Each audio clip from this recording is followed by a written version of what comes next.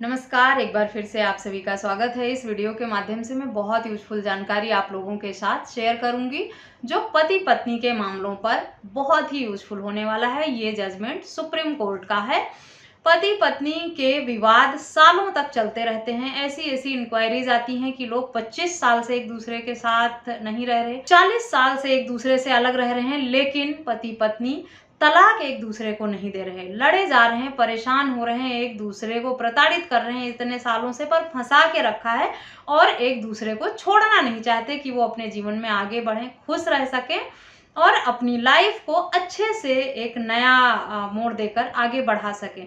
आज का ये जजमेंट बहुत ही यूजफुल है इस तरह के रिलेशनशिप के लिए, इस तरह के रिश्ते के लिए। अगर दोनों में से, पति पत्नी दोनों में से कोई एक तलाक नहीं देना चाहता है, आपको परेशान करने के इरादे से, आपको जीवन में आगे ना बढ़ने देने के इरादे से, तो सुप्रीम कोर्ट का ये जजमेंट आपको ऐसे रिश्ते से मुक्ति दिलाएगा।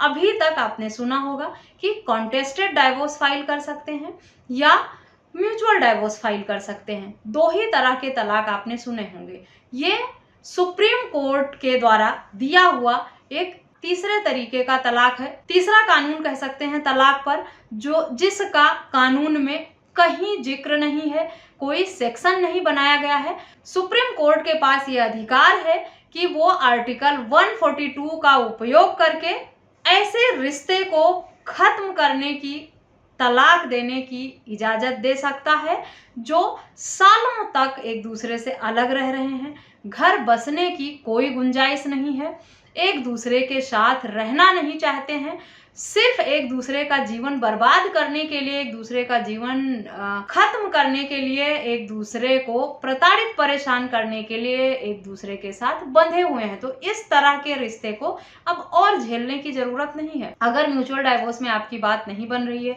म्यूचुअल डाइवोर्स तभी हो पाता है जब दोनों पक्षकार सुलह समझौता के साथ सहमति से कोर्ट में एप्लीकेशन लगाते हैं। हिंदू मैरिज एक्ट के सेक्शन 13B के अंतर्गत सहमति से तलाक लेना।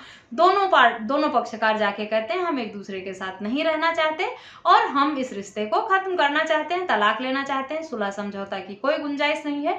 तो ऐसे में हिंदू मैरिज एक्ट के सेक्शन 13B का उपयोग किया जाता है, यानी म्यूचुअल डाइवोर्स का। दोनों में से कोई एक पक्षकार तलाक देना चाहता है और दूसरा तलाक नहीं देना चाहता, तब हिंदू मैरिज एक्ट के सेक्शन 13 इस्तेमाल करके कॉन्टेस्टेड डाइवोर्स फाइल किया जाता है, जिसमें क्रूअल्टी के ग्राउंड पर, एडल्ट्री के ग्राउंड पर, डिजर्शन के ग्राउंड पर बहुत तरह के ग्राउंड होते हैं, जिसके आधार पर आप इस तरह के तलाक की मांग कर सकते हैं।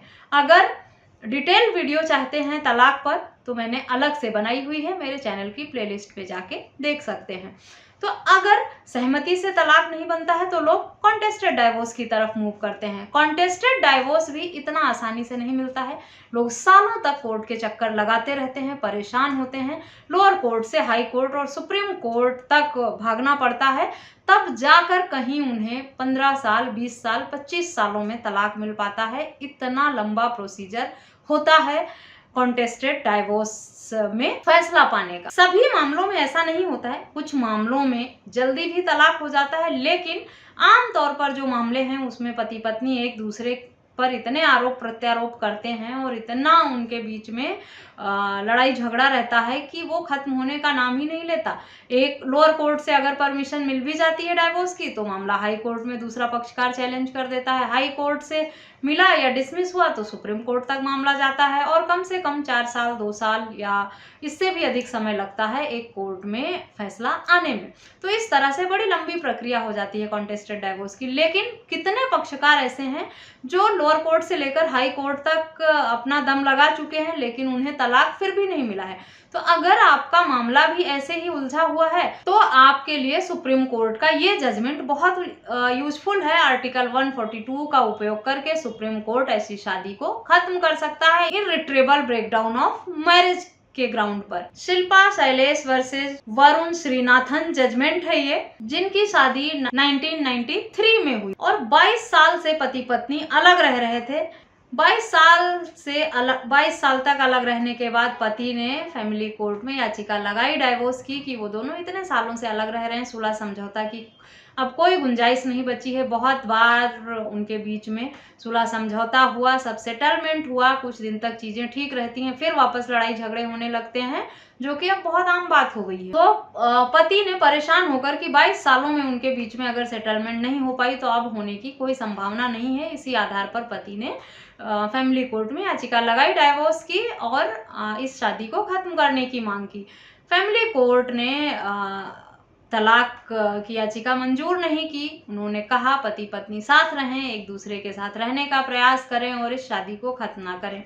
जैसा कि हर मामले में कोर्ट का पहला प्रयास यही रहता है कि वो दोनों एक बार अपना घर बसाने का प्रयास जरूर करें।